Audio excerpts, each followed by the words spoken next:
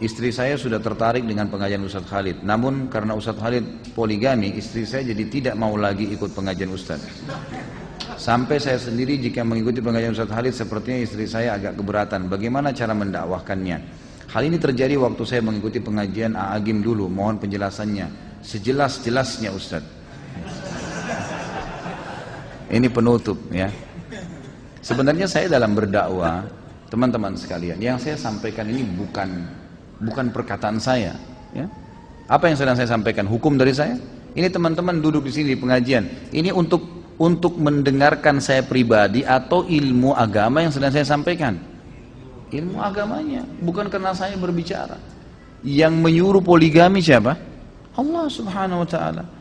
Saya melakukan juga, saya sebagai praktisi karena perintah Nabi SAW. Berapa kali istri saya tanyakan, kenapa kak poligami? Karena perintah Nabi. Saya katakan begitu. Dan saya selalu mendakwahi dia, mendakwahi istri saya supaya bisa menerima hukum Allah SWT ini, sambil saya doakan semoga hati mereka terbuka. Dan saya melakukan itu. Kalau masalah kasus saya menyampaikan hukum Allah lalu istri anda tidak mau dengar, tidak mau lagi datang pengajian saya, silahkan. Terbuka sekali pintu. Masih banyak selain dia insya Allah yang mau hadir. Gitu kan? Ya, saya tidak pernah terganggu dengan 1, 2 orang, 10 orang yang berhenti ikut pengajian, karena saya menyampaikan bukan hukum saya, hukum Allah Subhanahu wa taala. Kalau dia mau benar, dia ikutin pengajian, tidak ada hubungannya. Masalah dia belum bisa menerimanya, dia berdoa kepada Allah Subhanahu wa taala karena ilmunya masih kurang, gitu kan? Enggak mungkin karena hawa nafsu dia atau kemauan dia lalu kemudian hukum Allah kita tolak, enggak mungkin itu. Kan gitu. Tidak mungkin, mustahil. Siapapun dai yang takut kepada Allah, lalu karena dia tidak mau poligami lalu dia mengatakan jangan poligami jemaah, nggak bisa. Allah Subhanahu wa taala yang perintahkan, walaupun dia belum mengerjakannya, dia harus menyampaikannya, hukum Allah Subhanahu wa taala. Itu kan? Kalau masalah dia tidak mau hadir, silahkan, ahlan wa sahlan. Mau hadir, alhamdulillah. Yang penting saya menyampaikan ilmu Allah Subhanahu wa taala, dan saya doakan mudah-mudahan Allah membuka hatinya. Biasanya justru orang yang kritis nanti malah dia yang hebat menerima itu ya. Biasanya begitu. Ya, mudah-mudahan insya Allah, gitu kan? Seperti itulah. Kalau antum mau hadir pengajian yang antum hadiri itu bukan istri yang mengatur. Kenapa harus diatur sama istri? Majelis ilmu antum wajib hadirin. Kalau istri nggak suka terus kita nggak hadir, nggak ada hubungannya. Kan itu. Harus ar-rijalu qawwamuna 'alan nisa. Laki-laki yang menentukan perempuan. Kalau perlu kamu harus hadir ke pengajian ini. Kita yang tentukan, bukan dia yang tentukan. Kok terbalik nih? Kan itu. Harus perempuan dipimpin oleh laki-laki, bukan perempuan yang pimpin laki-laki. Jangan dibalik. Kalau dibalik jadi kacau semua nih nanti. Sudah hukum Allah begitu teman-teman sekalian. Dan dengan dipimpinnya perempuan bukan berarti perempuan terhina. Justru perempuan dengan fitrahnya butuh dilindungi dan dipimpin. Memang gak bisa jadi pemimpin. Memang gak bisa, fitrahnya begitu. Laki-laki Allah siapkan dengan sifatnya, karakternya, fisiknya, suaranya berbeda. Memang untuk nagih utang, antar jenazah, perang di jalan Allah. Emang itu dia pemimpin. Perempuan dengan lembutnya, dengan air matanya, dengan hamilnya, memang untuk di rumah, dipimpin, dinaungin, dilindungin. Jangan orang yang memang kasih sering sedih, manja di rumah, orang yang memang urus anak, kemudian kita suruh memimpin di luar, nggak bisa, nggak ketemu. Kan itu. Jadi harusnya majelis ilmu yang antum hadir kapan antum mau. Dan jelaskan sama dia gitu kan. Masalah kita belum bisa menerima hukum Allah satu, jangan membencinya. Membenci hukum Allah berarti membenci Allah sebagai penerima hukum. Saya dan siapapun teman-teman dai akan menyampaikan yang benar kalau dia takut kepada Allah Subhanahu wa taala. Allahu alam. Mudah-mudahan Allah membukakan hati-hati setiap orang muslim untuk bisa menerima hukum-hukum Allah Subhanahu wa taala. Dan ingat teman-teman sekalian, majelis ilmu gunanya untuk mengubah kita menjadi lebih baik. Kalau memang kita tidak bisa berubah menjadi lebih baik, maka tidak usah hadir majelis ilmu, gitu kan? Ilmu tujuannya untuk menambah ilmu kita, mengubah kita menjadi lebih baik, lebih patuh kepada Allah. Dan dunia ini sebentar, kita akan lalui menuju akhirat. Semua orang yang menolak hukum Allah di dunia, wallah, demi Allah teman-teman, menyesal di akhirat. Menyesal. Oh, coba dulu saya terima, udah nggak bisa, udah meninggal. Allah yang terapkan, tidak mungkin salah hukum Allah SWT. Kita yang harus bisa adaptasi. Kenapa Allah buat Ramadan sebulan ya? Allah maunya begitu, patuh. Kenapa nggak sehari aja Ramadan ya? Allah maunya begitu. Kenapa asar 4 rakaat ya, duhur 4 rakaat? Kenapa nggak digabung aja jam 2 sekali 4 rakaat? Loh Tuhan, kamu maunya begitu. Kitanya harus belajar, gitu kan? Kalau kita protes susah, nggak terima. Di akhirat rugi, di dunia juga rugi, kan gitu. Jadi harus hukum Allah diterima, pencipta. Jadi harus fahamin. Ya, masalah ini. Allahu a'lam. Ada orang dia belum bisa poligami, dia menghina poligami itu, gitu kan? Ini berbahaya sekali nih, menghina hukum Allah SWT.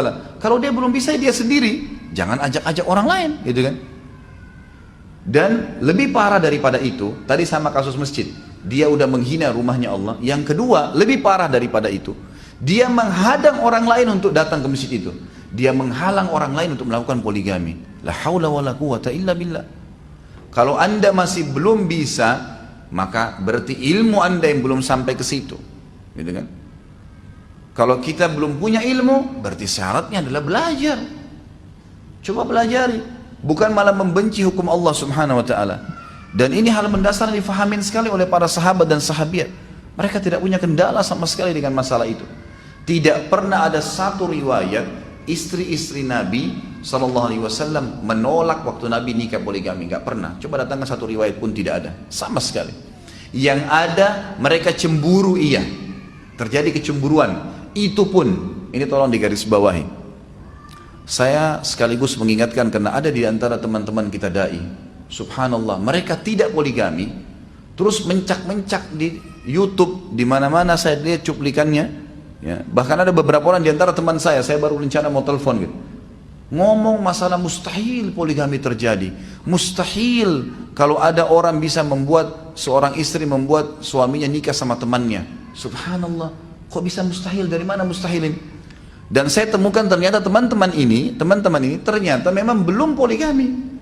Emang dia bukan praktisi. Maka saya sarankan, kalau kita belum melakukan sebuah ibadah, jangan kita menjadi tokoh di situ. Bukan ahlinya, gitu kan?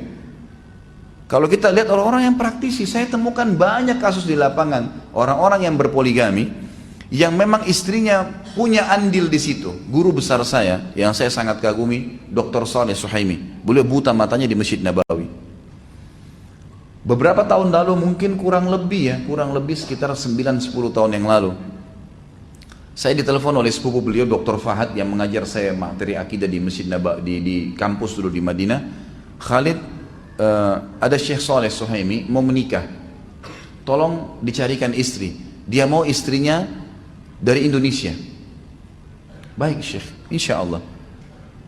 Saya iklanin di pengajian saya waktu itu masih di Makassar. Saya iklanin, ini ikhwah akhwat, tolong, ada seorang Syekh, beliau pengajar di Masjid Nabawi, hafal Quran 30 juz, gitu kan.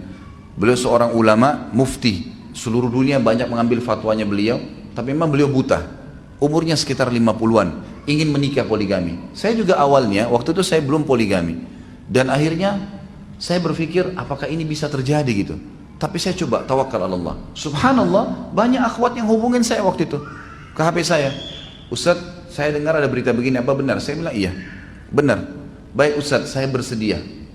Ada beberapa orang, maka saya sampaikan ke Syekh. Syekh, ini biodatanya sudah masuk, namanya si fulan, umurnya begini dan seperti ini. Syekh pun menyampaikan kriteria yang dia inginkan. Dan Syekh waktu itu sudah memiliki 3 orang istri. Ini istri yang keempatnya. Saya sampaikan, ini Syekh sudah punya 3 orang istri dan dia membutuhkan istri yang keempat. Subhanallah, ada di antara akhwat yang kita tidak fikir. Saya waktu itu masih menikah dengan 1 orang istri saya di Makassar, dan saya tidak tahu kalau memang akan terjadi itu. Ternyata ada di antara akhwat kita, dan umur mereka masih muda, mereka masih baru menuntut ilmu, tapi mereka mau. Dan akhirnya subhanallah, karena Syekh tidak melihat, maka yang bantu dia untuk melihat akhwat itu, karena akhwat ini pakai cadar, waktu itu masih masuk di warnet, belum seperti sekarang fasilitas luar biasa internetnya di HP bisa. Itu masih di warnet, kemudian masuk di warnet yang tertutup, ruangan tertutup.